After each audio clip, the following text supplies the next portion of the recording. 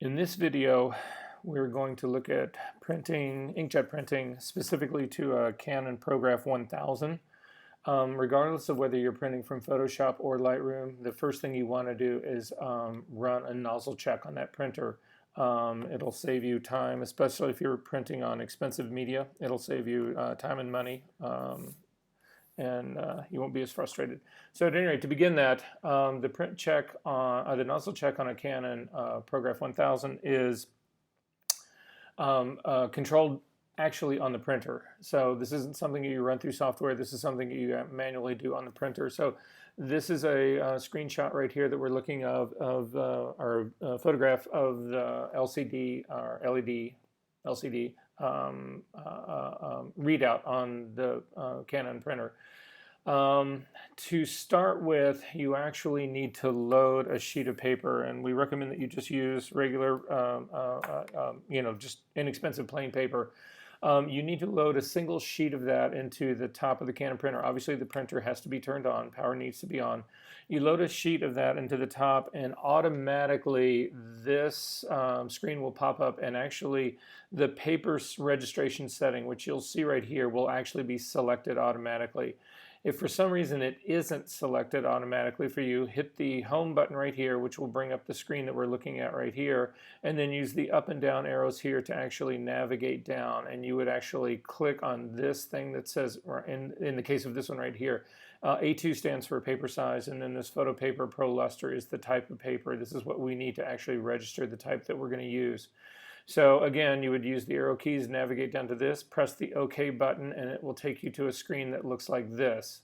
In this place right here, you can actually change the different paper sizes that you are working with. So in most cases, whatever, this will actually open up automatically registered for what you have.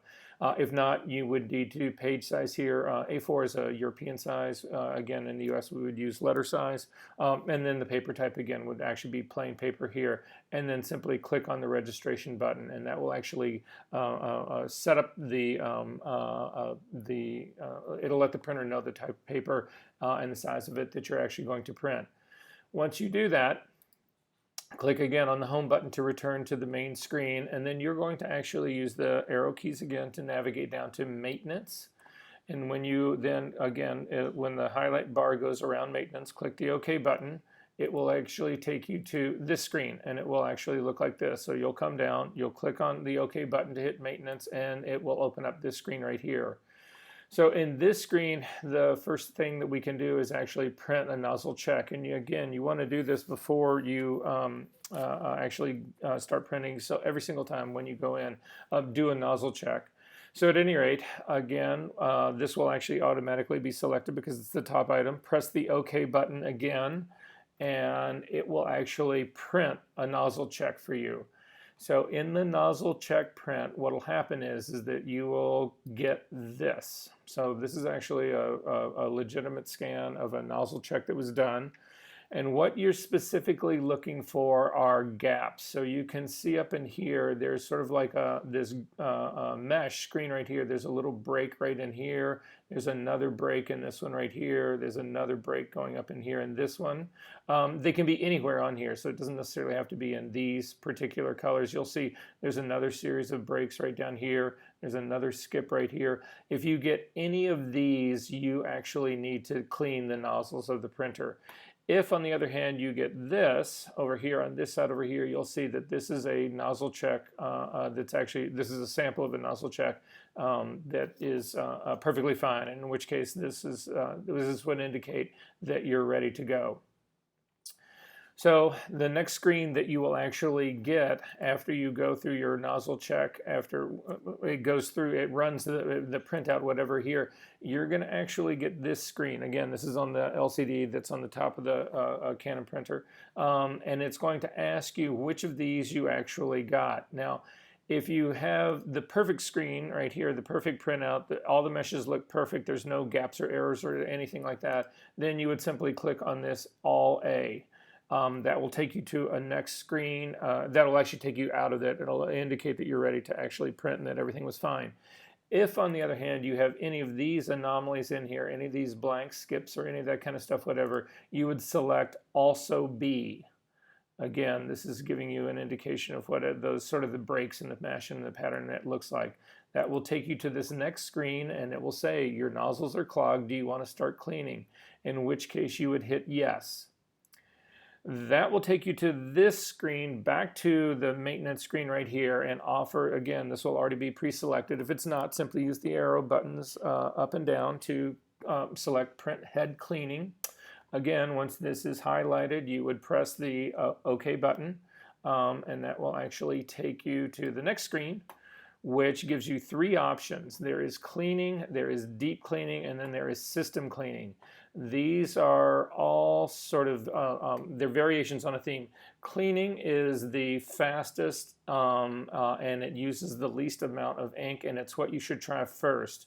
As a matter of fact, the manual itself from Canon says, run the cleaning first, run another print check. If it's still problematic, run a second cleaning, this first version first, before you go to the next level. And the next level would be deep cleaning. So if you run 2 rounds of this, and you're still having those gaps show up in your nozzle check, then you go to a deep cleaning. Again, a deep cleaning will use significantly more ink, so you don't want to do this if you don't have to do this. And then finally, after doing 2 rounds of deep cleaning, if you are still getting gaps, then you would go to system cleaning. System cleaning is pretty radical. So in most cases, I would say 90% of the cases, whatever, this initial cleaning will be just fine. So again, you'll select this using the arrow keys, hit the OK button, and it will then run you through a series. It'll run through a series of cleaning the heads on that. It takes anywhere from 6 to 10 minutes to do, so it's actually it's pretty time intensive. It's not very quick. However, once this is actually completed, it'll run through the whole series again. Then you want to go back and do your nozzle check again. So again, we would come up and print nozzle check pattern on that, go back to maintenance, use your home screen to go back, print another nozzle check right here, and again, you continue to do this until you get a screen that's got all of the meshes on here are not showing any gaps here at all. So that's actually to get through the sort of the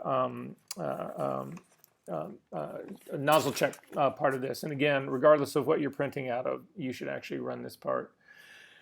So now we are going to look at printing from Photoshop. So I've got an image that's actually opened up in Photoshop, and I'm going to show you the way that I would ultimately do this part. Now, the first thing that we actually need to do before we print, again, if the image itself, I'm going to zoom in on this just so that you can see it.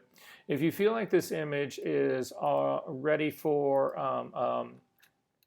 screen, what I'm specifically looking at here is the amount of sharpness on here.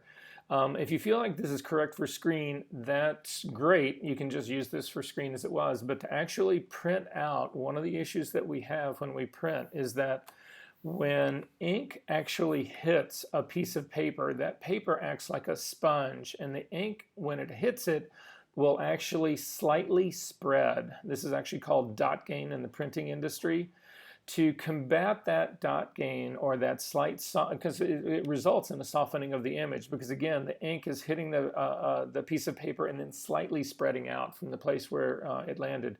You need to sharpen your image. Now, there is no way in the world that you can actually determine, looking on screen, how much sharpening you need. What you do is you simply do sharpening. You have to pull a test print and look at the test print and then decide, is that sharp enough? Is it too sharp? Those decisions, there is no way to preview print sharpening because there's too many things that will change, that can actually change. So for instance, the size of your print will have an impact on the sharpening. The type of paper that you use will have an impact on it. So you get more of a dot gain or an ink spread in a matte surface paper than you do on a glossy paper. So you need to actually, to combat that, what we're doing is we're going to slightly over sharpen the image so that when it gets softened out by the printing process, the two cancel each other out. That's the goal that we're going to do here. So for me, you can see here, if we take a look at my layers palette, there's an enormous number of layers here that actually make up this image. We need to run the sharpening on essentially a complete version of this file. So to do that, there's a number of ways of doing this. I'm just going to show you what I think is the easiest and fastest. Make sure that your top layer is selected. Hold down the Command, Option, Shift key, those three keys, and hit the letter E. And what that will do is it'll do a merge stamp version. You can see that this top layer right now is a complete a merge stamp version of all these other layers, anything that was turned on and visible. Now if you do this and one of these layers is not turned on, it will not get built into this composite here. But at any rate, so that's what's happening here. I'm going to double click on this and rename this sharpening. And then in order to do this, there's several different ways of doing this. There's dedicated programs that'll do this. A lot of people will simply come up and click on filter and come down to sharpen and then either use unsharp mask or smart sharpen. These are all possible ways of actually doing it. I would say that one of the best ways of doing this, though, is not to actually use that built-in filter. We're going to look at this in a different way. This is something that's been recommended by Columbia College, and you'll see this again. A lot of people actually use this method of sharpening. It's less aggressive than a lot of the filters are, so that's what we're going to do here. So to use that, or to do that process, come up to the, again, we've got our stamped version of this, come up to the select menu, the filter menu, and come down to other, and then come down to high pass. So again, filter, other, high pass, and let go. And your image will actually turn somewhat gray. And what we are actually looking for in here, you'll see that especially if this radius is all the way down, your image will simply look gray. As you start to pull this radius up, though, you'll actually start to see the edges of this image begin to open up. And as we continue to increase this radius more and more and more, you'll see that more of the image is actually selected and visible. What we are looking to do is really decide on the areas that we want to be sharpened. So for instance, in this image, I definitely want the eyes and the lips and the nose, the hair, the detail around that to actually be sharpened.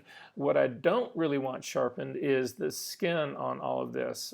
So at any rate, in order to do that, you need to be, you control what you're actually sharpening using this radius part right here.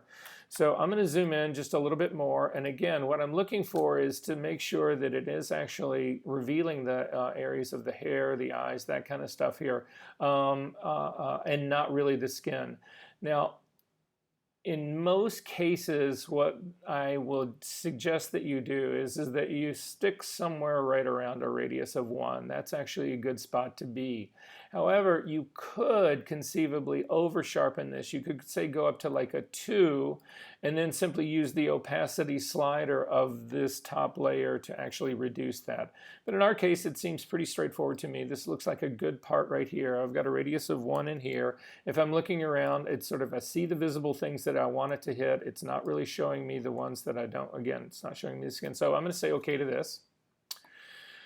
And then you need to change the blending mode of this layer. You'll still see it looks that sort of like gray image with the edges that you can really see in here. Change the blending mode from normal down to overlay. And now we can see the effect of this by turning this on and off. And you can see that as I do this on and off, that there's a slight sharpening that's happening right around her eyelids, that stuff. If we zoom back out just a little bit, see if we can't get a little bit more of an overall look, you'll see it's picking up a little bit more contrast in the hair and that kind of stuff, whatever. So again, this will be the only way that you'll know if this has actually worked enough for you is you've actually got to pull a print from this. So that's where we're going to head next. So I'm going to double click on this hand just to zip all the way back out. Before we print, we actually need to crop the image if you're going to crop it, and we also need to size the image for printing on there. So when I crop, personally, I like to use the marquee selection tool better than the crop tool. Crop tool you can do the same thing with, but I'm just going to show you how I would do it in the marquee tool. For me, I don't really like 35 millimeter format, full frame. I actually prefer to use a 645, or what's called a 645. It's a camera format. But at any rate, if you grab the marquee tool, make sure your feathering is set to 0, and in the style, you need to change it from its default, which is normal, to fixed ratio. So, and then in the fixed ratio, I type in, again, 645 stands for 6 millimeters, about 4.5 millimeters. This dialog box, these dialog boxes are not always decimal friendly. So instead of doing 6 and then or 4.5 by 6, I simply do a 45 by 60. It's the same thing. It'll work out to be the same thing.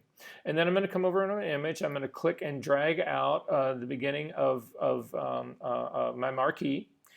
Before I get too far out, I'm just going to hold down my mouse button. If you hold down then the space bar, you can move this thing around. So I'm going to actually click on the side over here to set the height and the left side of my image.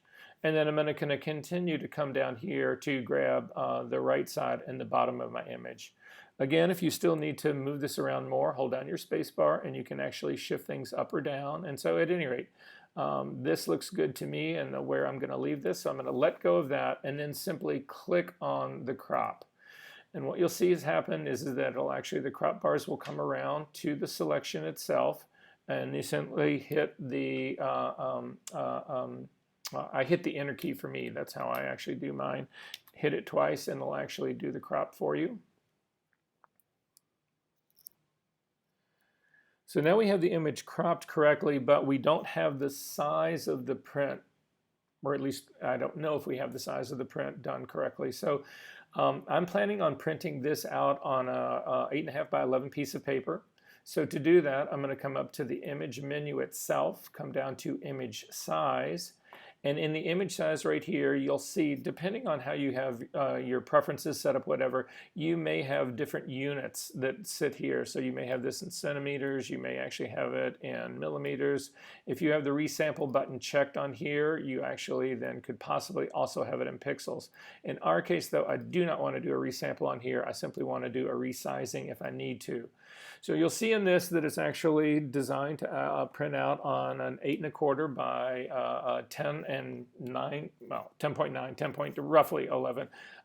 This is probably going to be a little bit too large unless I'm going to actually print borderless on this. So I'm going to actually change this. I'm simply going to put in a width of 8. And this will print then, I think, without running into any problems on an 8.5 by 11 piece of paper. So I'm going to say OK to that. So my image has now been cropped, and it's actually also been sized to print on an 8.5 by 11 piece of paper. So the next thing I'm going to do, I don't like those crop marks showing around, so I simply click on the Move tool just to get rid of those, and we're actually now ready to print. So to do this, come up to the File menu, come down to Print, and a dialog box will open up. And in this dialog box, the order in which we do things in here is really critical. So I'm going to open this up a little bit larger to be able to see it. And the first thing that you do up here at the top is you have to pick the printer that you're actually going to use. So again, I'm doing this on this Canon Pro 1000 series. Now you'll see in this case I've got 3 different drivers for this. The driver for this printer has been updated over the years, and so this version number, for me, this version number 3 will be the one to actually pick. For most of you, if you've just installed the print drivers or you're working in the digital print lab, there will be only one of these available to you. But at any rate, so I'm going to pick the Canon Pro 1000 series, and then you would think that the next thing that you would do would be click on this print settings button. It is not what you do, and the reason this is not what you do is that the settings that you use here in color management change what is available to you inside these print settings. So we're going to come back to the print settings in a little bit, but for the time being right now we are going to skip over this and come down to color management. In color management, we need to change the color handling from Print Manages Color or Printer Manages Color to Photoshop Manages Color. And when you do this, you will then have a printer profile that is available to you.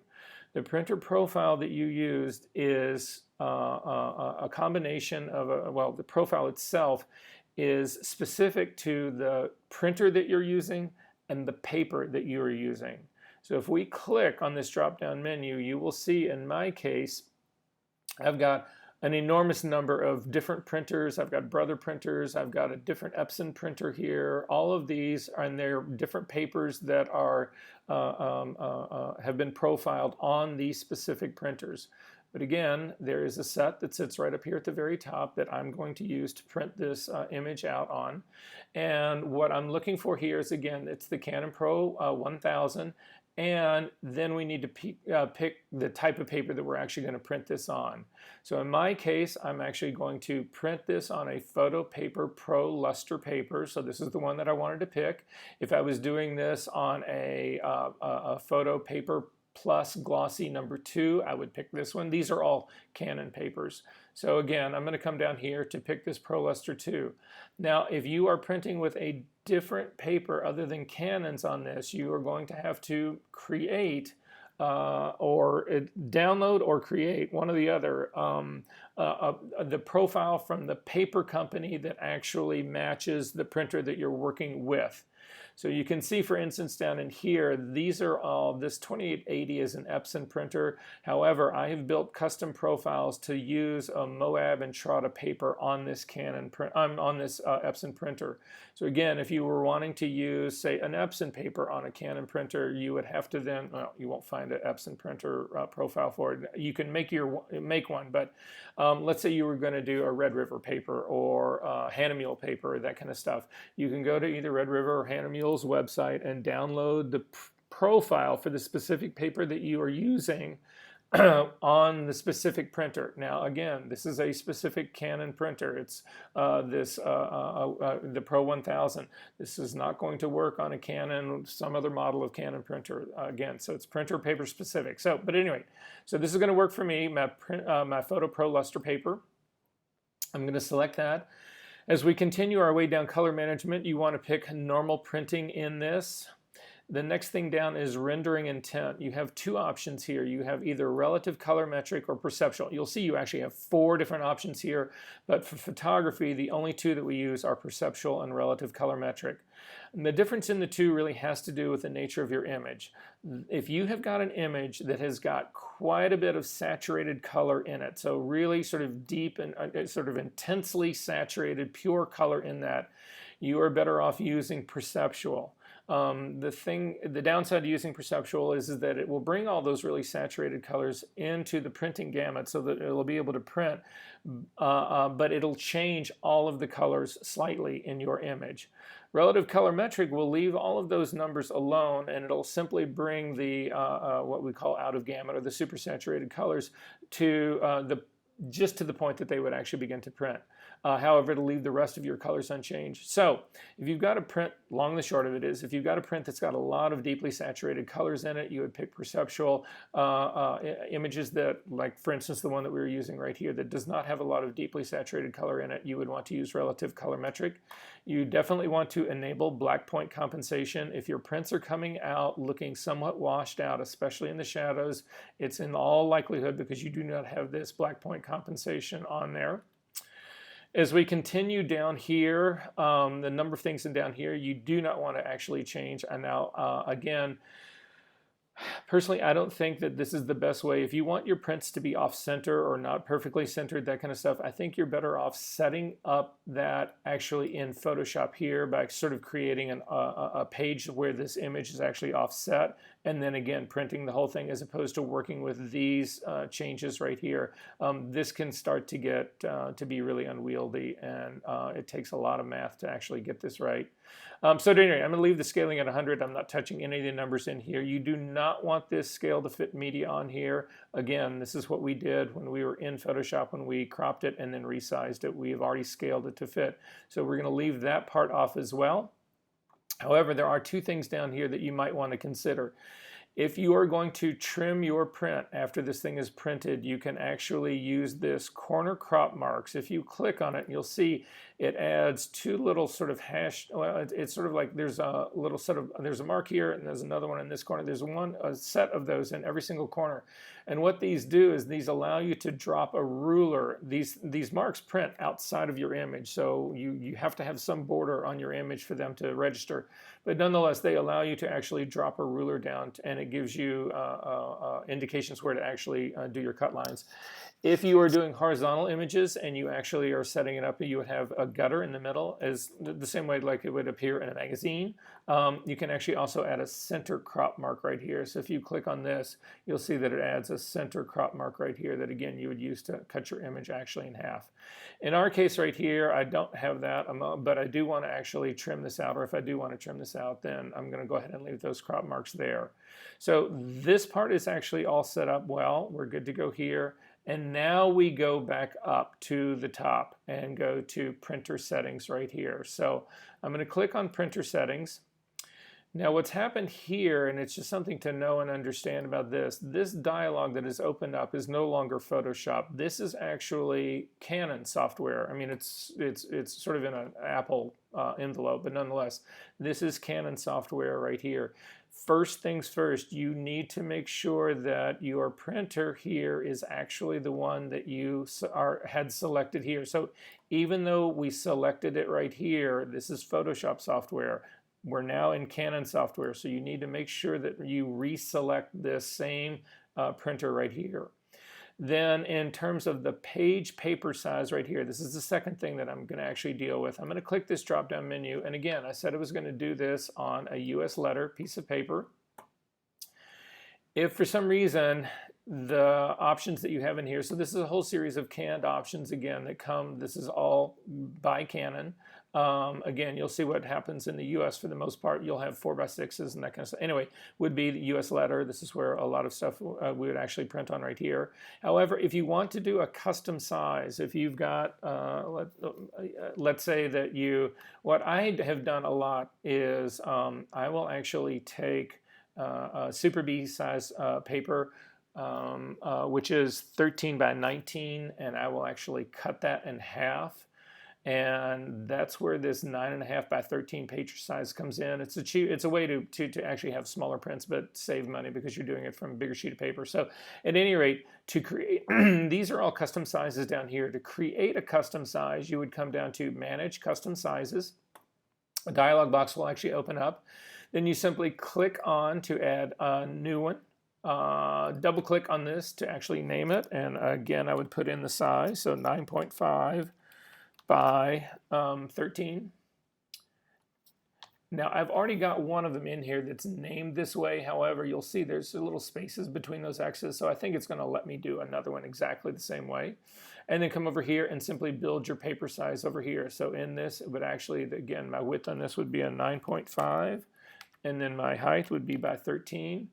And then these are user-defined. These are pre-put in. They're margins that are put in. These margins, though, these are generic ones right here. This is really more for an Epson printer right here. If you want to actually get the margins from the software, from Canon software itself, click on this drop-down menu and come down, and again, pick your printer right here. So again, it's this, the printer, the driver that I'm using is the Pro 1000 series number 3, and you'll see these numbers just changed. These numbers now are going to reflect the what we would call the hard margins on the piece of paper. So again, then I would simply say OK to that, and now that size is actually in there. However, like I said from the beginning, I'm going to do this on a US letter piece of paper. So I'm ready to go here as far as that part goes. You can actually put in multiple copies here if you need to. However, we're not done yet. We got to set up the rest of this software. So to do that, on this layout, just on this menu, you'll drop down. The first thing you need to do is come down to color matching. And you'll see that you have no option here. However, color sync is actually enabled. This was established when we actually did the color handling that Photoshop is going to manage the color. So it's shutting off the color management here from the Canon software. If we had left this as the printer manages color, then these things would be, we would be able to change these things. And so that's what I'm saying, that the setting up color management before you do printer settings is critical. So the next thing I'm going to come down to is quality and media. In quality and media, you will again have a media type. What this media type is the specific paper that you are using. So I'm going to click on this to get my drop-down menu. And remember, I am doing Photo Paper Pro Luster. So that's what I want to set here. So this is your paper type right here. Where this gets placed, there are two feeds on this Canon printer. There's a top feed, and then there is a manual feed, which actually comes from the back lower down. For the most part, the typical Canon papers that you would use, again, basically these right here, the glossy, the luster, the semi-gloss, all of these kind of, for the most part, those papers will be top-loaded.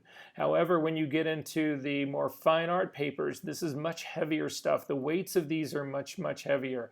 And in some cases, it can be, the paper can actually be too thick to go through that top feeder slot, in which case you would actually bring those in through the manual feeder slot or in the manual feeding slot in the back.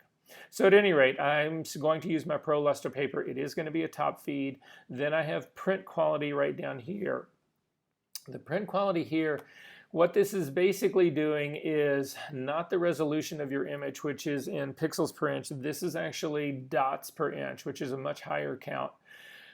And what this has to do with is the nuance of color that you can get. So again, the smaller the dot, and that's what these mean, as you start to go from standard to high, the actual ink dot that's put out of the printer gets smaller, and it allows for what we call dithering. Dithering will actually is the illusion that inks are being mixed. So the smaller the dot, the greater the subtlety of color that you can actually get. So in most cases, high will suffice for everyone. It's really difficult to see any difference between high and highest. So however, high is probably considerably better than standard. So I'm going to go ahead, and for this image, I'm going to pick high. I'll show you how to do black and white photos in just a little bit. But at any rate, this is now set up for this part, ready to go. However, we're not finished yet. If we come down to color options in this, you'll see that this is actually a place that you can change color. I strongly suggest you do not use this. Yeah, I think you're much better off changing color back in Photoshop. So if there's something wrong, this is not the place to fix it. However, this paper detailed settings does matter. And when you come down to this, there's two things in here that are really of importance to us. And the first is that if you are using paper that's really on the thick side right here, this paper head height adjustment right here, to go from the printer default, you can actually say avoid paper abrasion. What that'll actually do is it increases the gap that the paper passes through between the rollers and the print head. So we'll talk about, I'll show you a little bit later where you'll see what happens when the paper actually, when the head actually is striking or it's abrading against the printing paper. We'll look at that. But at any rate, this is the place you would actually change that. And then finally, this cancel margin regulation right down here. What this applies to is specifically you would want this unchecked unless you are using, I take that back, let me see this really quickly. Yeah, you only want this checked if you are doing really heavy matte weight paper. So if you're doing a heavyweight fine art paper, if you're doing any of the heavier duty matte papers, the ones that weigh more here, again, this would be the only time that you would want to actually check this guy right here. Again, what this is trying to do is protect the head from striking the head physically striking the piece of paper. And this has to do with where the head actually, as the heads go across the printer right here, it's when does the head really lower down and start to put down ink. And if you hit this cancel margin regulation right here, it ignores where the margins are in your paper. So at any rate, In our case, we don't need it for this. Again, this can still stay its default. And then finally, you hit save on this. And we're actually now ready to print. So then you would simply come down to here and click on the print button, and we're actually good to go. However, there is another option that exists, and it has to do with printing specifically black and white. So I'm going to cancel out of this. You can do exactly what we have done up until this point. Everything would be exactly the same and actually print a black and white image that is in color. If I want this image to be black and white, for me, there's a number of ways of doing this. One way of doing this would be to come up here to the image and come down to mode and click on grayscale. I do not suggest doing that. That's ultimately where we need to be, but this is not the best way to convert your image from a color to a black and white. So for me, the best way to actually convert it to black and white is to use an adjustment layer over here on the bottom of my layers palette. I'm going to click on that adjustment layer. I'm going to come up to black and white. Again, this is on the very top. This is above my sharpening layer and everything. This actually gives me a black and white image. I can do certain things in here, and the reason this is the reason you don't pick something like just grayscale.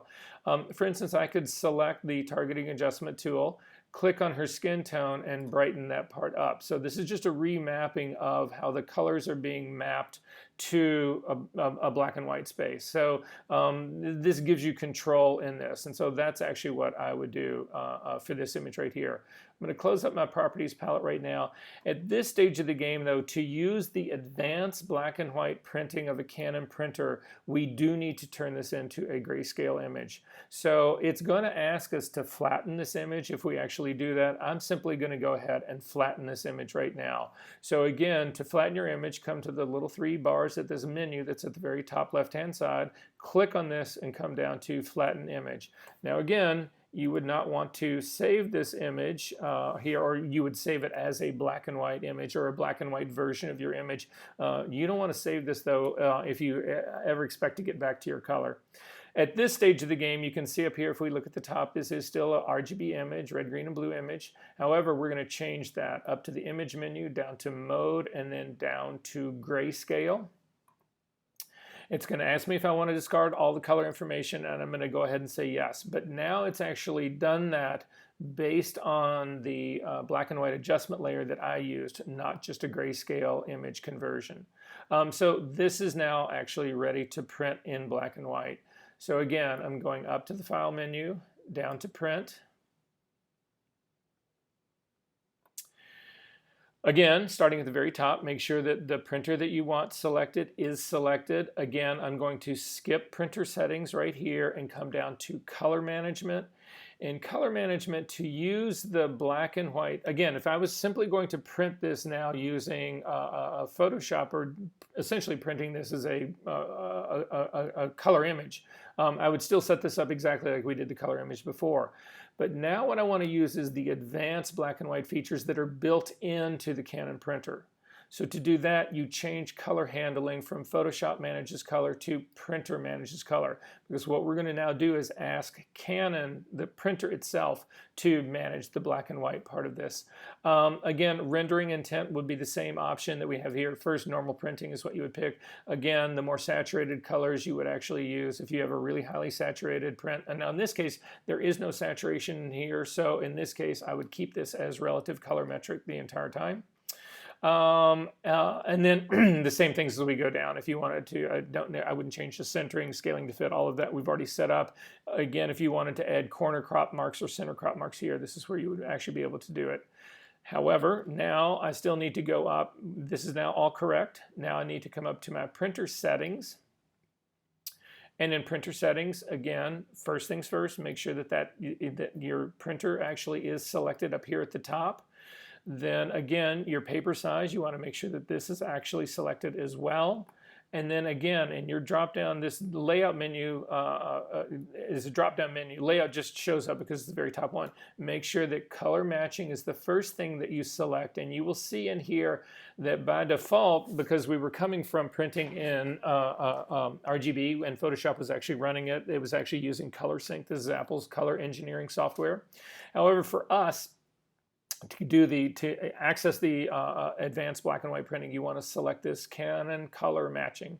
So click on this, and then again, drop down menu here, come down to quality and media. And again, we would set this up exactly the way we did before. Make sure that you pick the paper that you're actually using here. So again, I'm printing this on a Photo Paper Pro Luster. Again, it is going to come in from the top feeder. Again, I'm going to use high quality for the print of this. Then you want to click on this black and white print. So we're telling Photoshop that this is, we're telling the Canon software that this is going to be a black and white print. Then continue to drop down to color options. And now you'll see in color options that this screen is different. This is now black and white, and this is actually this little preview over here is supposed to be giving you a visual guide of what of what the black and white's actually going to look like. Now, by its default, it comes in as a neutral black and white. However, you can skew this, and by skewing I mean you can actually, and we'll see in the drop-down menu here, you can actually do it as a cooler tone, and you'll see that in this little color block right here, our target for black and white just moved directly to the left, and you can see that the pencils right here are slightly cooler in tone. If you watch the pencils right here, I'm going to go back to the black and white, which is the completely neutral version, and you can see it takes a little bit of that blue out of it. You can also go in the warm tone direction, and you'll see that they've taken on slightly a more sort of warmer yellowy sepia kind of cast to it. Those are pre-built. You can actually move this slider anywhere you want. And so what you'll notice is, if you go back to black and white, it put it right in the middle of the space here. If I go to this top corner over here, this is sort of a very green version of it. So it's essentially a black and white print that's been tinted green. If I come to the opposite side over here, all the way down here, this is, you can see it's actually picked up magenta. If I go up to the very top up in here, this is slightly a bluish cast. And if I come to this corner down here, this is actually a yellowish cast. So you can go anywhere in here. You can actually look as a preview in here. Again, I think the only way you'll ultimately get control of this is to you're going to have to do a printout and actually see what it looks like. And if you feel like, oh, yep, I really wanted this to be warmer, and you've got it over here and you print it out and it's not warm enough, you hit it and you make it actually warmer. If it's too warm, you can actually cool it back off. But in our case, I'm just going to leave this as black and white. Again, this will actually be the neutral one. This is not the place to control brightness and contrast. If you need to change brightness and contrast for your print, you want to go back into Photoshop and make those changes there. This is not the place to actually do that. So again, I'm going to click the final thing down here, the paper detailed settings, and it's the same thing here again. If you're using a fine art or a matte paper, you want to enable this cancel margin regulation, and also if you're using a thick or a heavy weighted paper here, you would actually click on this avoid paper abrasion to increase the gap between the paper and the rollers. But in our case, this is actually ready to go right now, and I would click save on this. And then again, I'm ready to print, and simply hit the print button, and I should be back to our little slideshow presentation, and I'm going to come down to this. So this is the first thing that we're actually going to look at right here, and this, again, you'll see this, this is actually, this is what it looks like on a print. This is actually, if you can tell, this is a print that's actually sitting on a desktop, and you'll see the edge of this. There's a lot of black ink that's hit this. Anyway, this is actually a serious problem that we've got here. And this is actually called a head strike, and what's happening here is that the paper in most cases is actually too thick for the gap that's between the print rollers and the print head. And you remember when I was showing you guys how to fix that part, again, if we go to this paper detailed setting, you would click on this print head adjustment. If you, again, could take this from the default up to avoid print paper abrasion, that will increase the gap between the print head and the roller. If you are still getting those, so let me jump back into this really quick. If you're still getting those, that is an indication that you need to use the manual feed. The manual feed, again, is at the bottom of the rear of the print of the Canon printer, and it accommodates thicker, heavier media, such as a really seriously thick, heavy fine art paper. So that would actually be what would that would be the first thing that you would attempt in this. The other thing that can cause these strikes, there's two other things that actually can cause these head strikes. One of them is that the paper is actually curled. So you've taken the paper out of your box, there's enough humidity in the air, whatever. For some reason, the edges of the paper are beginning to curl. So the edge of the paper is sitting slightly up. So as the head comes across it, it hits against this edge of the paper and it leaves that ink stain on there. So to fix that problem, you actually need to put your paper under weight. So you would put a whole bunch of books or something, something heavy on top of your paper, leave it there for a couple of hours to actually press it flat to try to get rid of this. And then the final thing that can actually happen in this, or the thing that can cause this, is when you're printing double-sided pieces of paper.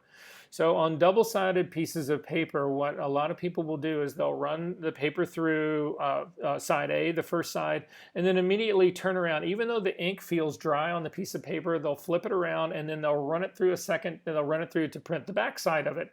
The truth of the matter is that the ink has not dried. If you are doing double-sided printing, it is in your serious advantage to print one side, let those prints dry overnight before you print the reverse side. It will save you a lot of money and a lot of heartache and a lot of headache. There's another thing that's actually caused by this, another problem that we're going to run into that comes from doing double-sided printing that we're going to look at in just a second. But at any rate, the solution for this then is to increase the gap between the print head and the roller, and to also make sure that your media is completely flat, and then also to make sure if you are doing double-sided printing that you have let the first side dry overnight. So the second problem that we're going to look at is roller marks, and these are roller marks right here. This is what they look like. You can see there's sort of a little black line that's going through here. You'll pick this part up here. There's other marks that you'll actually see right here. What roller marks are coming from is the roller itself has gotten dirty. So again, the roller is what is underneath your printer that moves the print paper through the printer, and then the head is actually on the other side of the piece of paper laying down ink.